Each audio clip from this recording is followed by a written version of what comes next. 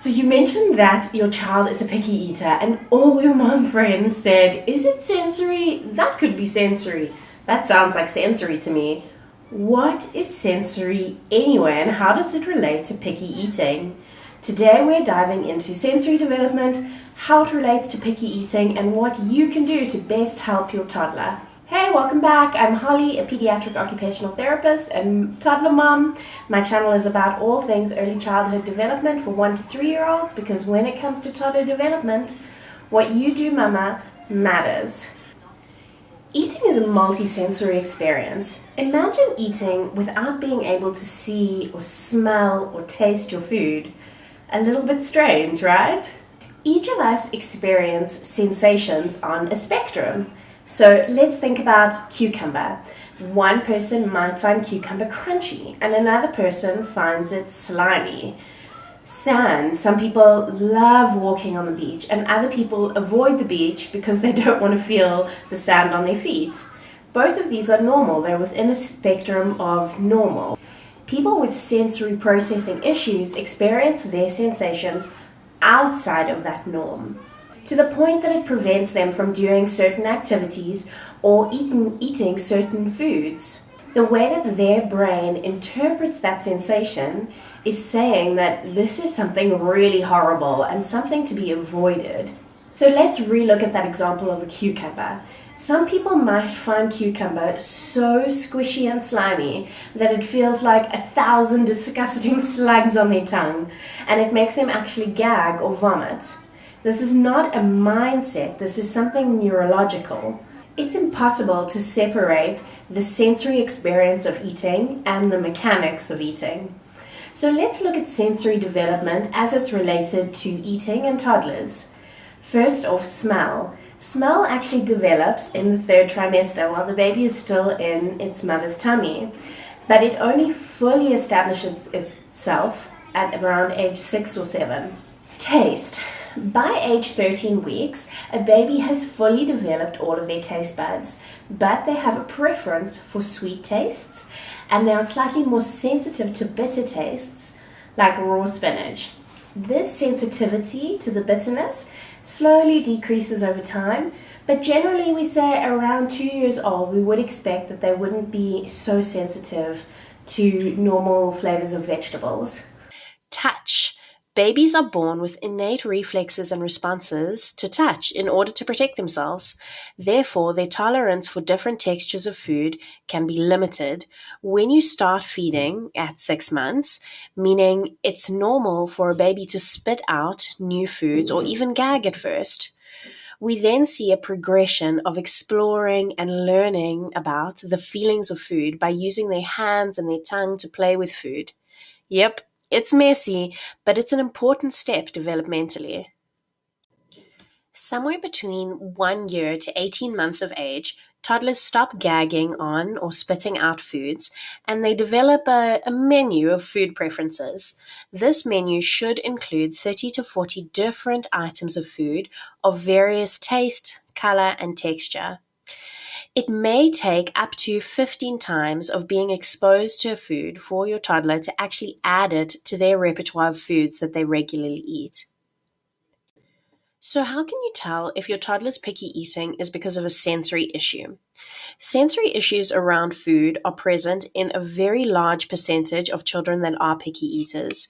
Even if your toddler is speaking, they may not actually verbalize why they don't like a certain food. Often we think that our kids are just being fussy because we don't see them responding in a way that looks like a sensory issue.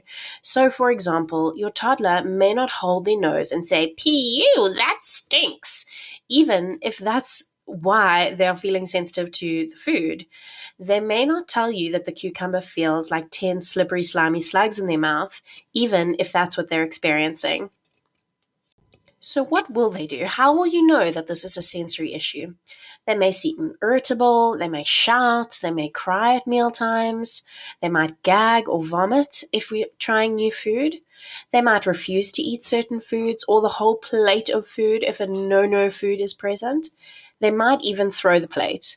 They refuse to feed themselves. They don't explore their food. They seem to skip that stage of playing with their food. and they might become distressed if their hands get dirty. They have a strong preference for certain foods, colors, or textures, or even possibly brands of food, like only the dinosaur shaped chicken nuggets. They regularly eat a limited selection of food, so less than 20 different foods, and they eat very fast or seem to skip the chewing phase of eating.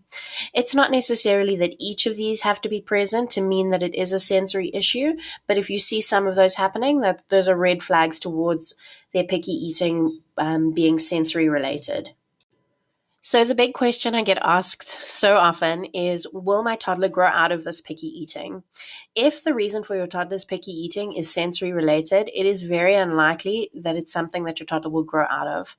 So getting clarity on what part of the sensory experience bothers your child, is it the taste, the smell, the tactile, or the proprioception, and implementing the right strategies is super important. If you haven't seen it on my previous video, I am offering a free 4-week email course, an action guide for picky eaters, and I'll walk you through investigating your toddler's sensory issues and how to turn meal times around in your home. You can find the link for that in the description box. But how can you help your toddler today? How can you get past some of this really difficult mealtime and picky eating today? Firstly, I just want to suggest that you look into seeing an occupational therapist or a speech therapist or a feeding therapist. They can really, really turn things around. And when it comes to therapy, the sooner is always better than later. But here are a few tips for today that you can take home and try out. First off, no pressure at mealtimes. Studies have shown that parental pressure to finish your plate or just take another bite actually worsens picky eating tendencies. I know how difficult it is to control your own emotions and feelings and frustrations at mealtimes with a picky eater. So you can check out this article that's in the tag above the video on the #1 most overlooked influence on toddler mealtimes. Tip number 2, encourage sensory exploration through play. If the reason for your toddler's picky eating is tactile, so touch related, like the feeling that they have on their skin, a great way to help them is through sensory play. Start with some sensory bins that are dry and not gooey, and let your toddler play as little or as much as they want. Leave the sensory bin out as an invitation to play or a strew for a few days. It might take a few days before your toddler actually agrees to touch it, and a few more before they agree to paw and dig and play. Tip number 3, compartment plates. Now, these often eliminate the fear that sensory picky eaters have around food touching. While I don't recommend them for kids that don't have sensory issues, they are a great place to start for those that do. And I've linked again a few in the show notes. Get your toddler cooking. I really can't emphasize enough how beneficial it is to create a safe space where toddlers can look at, smell, touch food with no pressure to eat it. Helping prepare food, whether it be spreading chocolate spread on bread or top and tailing green beans, is a fun way to do this. And as a bonus, you get connection time with your toddler and they learn critical, practical life skills. It's win-win. Encourage mouthing toys. Often we see that children that have sensory processing issues almost skip that phase of mouthing everything that they see or mouthing a lot of toys. It's good to re-encourage that phase of learning to lessen the sensory sensitivity that's inside of the mouth specifically. There are tons of really great little vibration toys and different things that you can do to help that development along, and I'm going to link some down in the description box below. Offer foods in a safe way. It's really important to start from a place of empathizing with our children and understanding that new foods are genuinely hard for them. Again, this is not a mindset, this is neurological. It's also important for us to set our own expectations realistically. It's very unlikely if you have an extreme picky eater that they're going to try a new food on the first time that you serve it to them. Even more unlikely that they take that food and then it becomes something that they eat regularly. we have to be really consistent with offering new and varied foods. As you might have experienced, offering your child a new food can be really difficult if they just throw the plate or refuse to eat the entire plate because there's something new on there. So my top 3 ways for introducing new foods are, firstly, cooking with your child. This is a safe way, like I said before, to introduce your kid to a new food. Having an exploration minute. So what this is that everybody at the table, say it's dinner time or lunchtime, is given a plate with a small amount of something new on it. There's no pressure that anybody has to eat it. They can look at it, they can touch it. If they want to eat it, they can. If they want to smell it, they can. If they don't want it right next to them, that's also okay. Everybody gets the same thing, so it's not only your picky eater.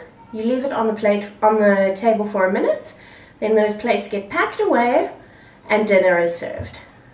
This is a great time to talk about the actual properties of the food. Now, these carrots make you see in the dark. This broccoli makes you super strong. And again, there's no pressure here. They can look at it, they can taste it. We're not saying, please try it, please have a bite, please touch it. It's just there on the table and we're talking about what it is. A side plate is another really great way to introduce a new food. So what this means is that you serve your toddler the preferred food or the food within your family meal that they do eat. And then on a side plate, you put the food that you are trying to introduce. Again, this is a no pressure environment. Even if they don't want the plate right next to them, that's totally okay. We're not at all saying you have to eat this, why don't you taste it, why don't you this. We're teaching our toddler that this thing that's next to them actually belongs to them and that it's not scary. The next tip is to choose the new foods that you are introducing really wisely. If you are not part of my free Picky Eating e-course, I'll put a link below that you can sign up for the waiting list for the next round of the course. Those that are part of the course would have received this week in your email my safe foods list, and these are foods that are most closely related to the textures, the kind of smells, the kind of flavors that picky eaters already eat. So for example, we all know that picky eaters generally, there are some foods that they all enjoy. Pasta, chicken nuggets, these kind of more beige or white foods that have a very consistent texture and that they aren't extremely flavorful. So within my sensory safe list, I've taken foods that are close to those in terms of either taste or color or texture, and these are foods that are great to use to introduce as your new foods. You're not going to get much buy-in from your toddler if you are starting out introducing new foods like passion fruit or steamed spinach. If you listened to this today and you thought, whoa, that is my kid, I need that sensory safe list, please click the link below in the description box. I would love to have you on my course.